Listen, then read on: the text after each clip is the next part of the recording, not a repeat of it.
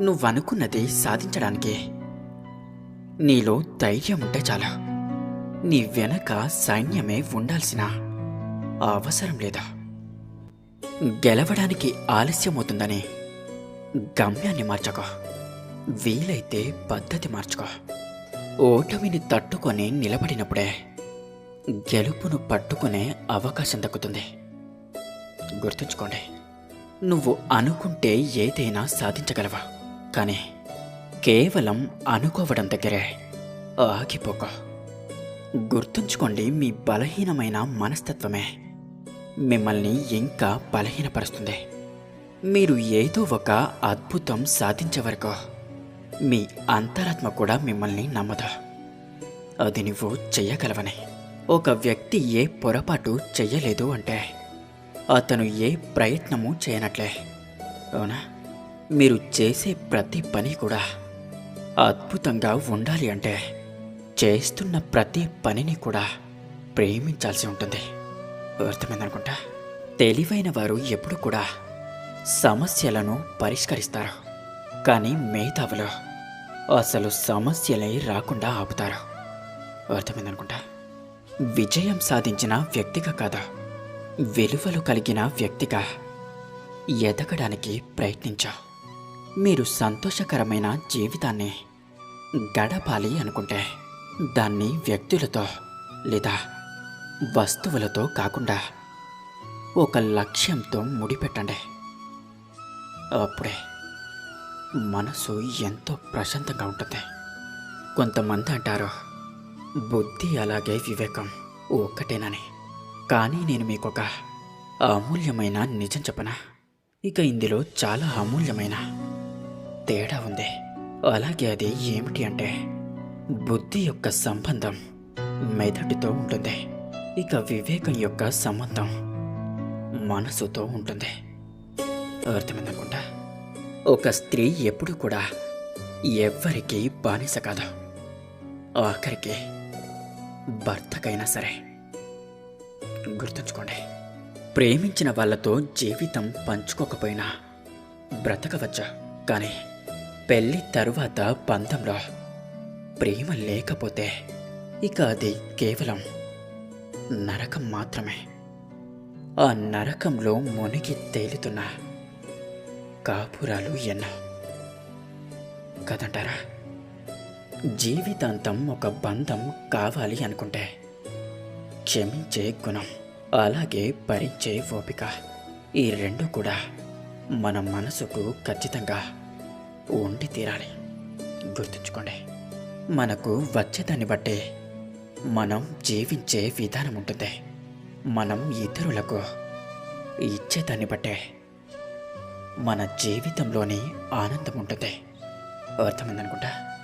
ఒక తెలివైన వ్యక్తి ఇతరుల తప్పుల నుంచి గుణపాఠాలు నేర్చుకుంటాడు.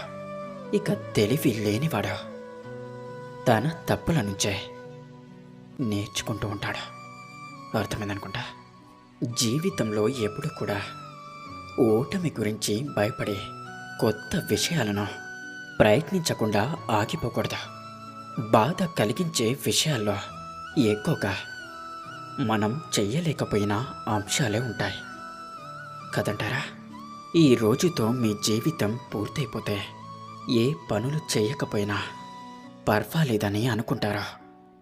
అలాంటి పనులను మాత్రమే రేపటికి వాయిదా వేయండి.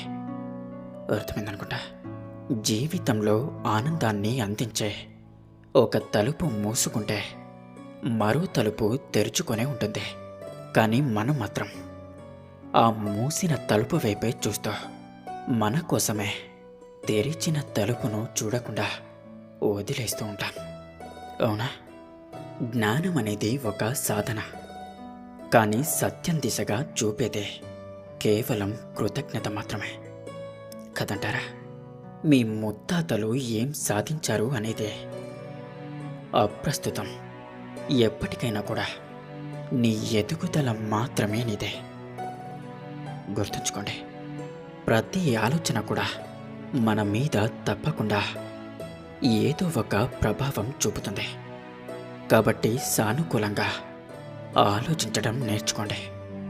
బానిసత్వానికి అలవాటు పడ్డవాడు తన బలాన్ని ఎప్పటికీ కూడా గుర్తించలేడు. బాగు కోరేవాడు కోపగిస్తాడు. మోసగాడు నవ్వుతో నీ చుట్టే తిరుగుతూ ఉంటాడు. ఇక సూటిగా చెప్పేవాడు శత్రువు అవుతాడు. మాయ మాటలు చెప్పేవాడే మిత్రుడవుతాడు.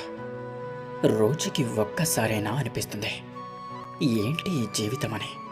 అనుకున్నంత మాత్రాన మారదని కూడా తెలుసు. కానీ అలా అనుకోకపోతే లోపల ఏదో భారంగా ఉంటుంది. అవునా? సీతమ్మ రాముడిని కోరలేదా? విధే వారిని కలిపింది. రాముడు సీతమ్మనే అడవిలోకి రమ్మనే బ్రతిమాలలేదా? తనే అతని వెంట కదిలిందే. కోరితేనో బ్రతిమాలితేనో మనతో ఉండేవారు. బహుశా ఎప్పటికీ మన వాళ్ళు కాలేరేమో కదంటారా? ఒక ప్రాణం లేని డబ్బు ఇచ్చే ధైర్యం ప్రాణం ఉన్న మనుషులు ఇవ్వలేకపోతున్నారు. అవునా? కదిలే మేఘాలను కట్టి బంధించాలి అనుకోవడం ఎంత అవివేకమో. మనల్ని కాదు అనుకొని వెళ్ళిన బంధాలను పట్టుకొని వేలాడడం కూడా అంతే అవివేకం. గుర్తుంచుకోండి. విడిచే ఉద్దేశం లేనప్పుడే మరొకరి చెయ్యి పట్టుకోవాలి. అవసరం కోసమో ఆనందం కోసమో మరొకరి జీవితంలోకి వెళ్తే నువ్వు వదులుకున్నట్లు అవతలి వాళ్ళు వదులుకోలేకపోవచ్చు. గుర్తుంచుకోండి. మితిమీరిన నమ్మకం ఎంతో ప్రమాదకరమైనదే. నమ్మకం ఎంత బలపడితే నమ్మక ద్రోహం కూడా అంతే గట్టిగా తగులుతుంది. గుర్తుంచుకోండి. 100 అబద్ధాలు చెప్పి నమ్మించే ప్రయత్నం చేయడం కంటే ఒక్క నిజం చెప్పి క్షమించు అని అడగడం ఎంతో ఉత్తమం కదంటారా? మనిషికి తోడు ముఖ్యమే, పెళ్ళి కూడా ముఖ్యమే. కానీ అర్థం చేసుకోలేని తోడు ఉన్నా ఒకటే, లేకపోయినా ఒకటే. ప్రేమ లేని పెళ్ళి పాడే మీద శవం, రెండు ఒక్కటే కదంటారా? కట్టుకున్న భార్యను ఒక్కసారి ప్రేమించి చూడ, జీవితాంతం నిన్ను గుండెల్లో పెట్టుకొని చూసుకుంటుంది. ఆడదాని మనసు చాలా పిచ్చిదే. కాస్త ప్రేమ చూపిస్తే చాలా ఉప్పొంగిపోతుంది. కానీ కోపం చూపిస్తే గుండెలు పగిలేలా ఏడుస్తుంది. భార్యని ద్వేషించే వారి బ్రతుకు ఎప్పుడూ కూడా భారంగానే ఉంటుంది. కాబట్టి కేవలం ప్రేమిస్తూ ఉండండి. అప్పుడు అంతా ఆనందంగా ఉంటుంది. ఇక అందరూ నాతో పాటు ప్రేమతో ధ్యానించండి.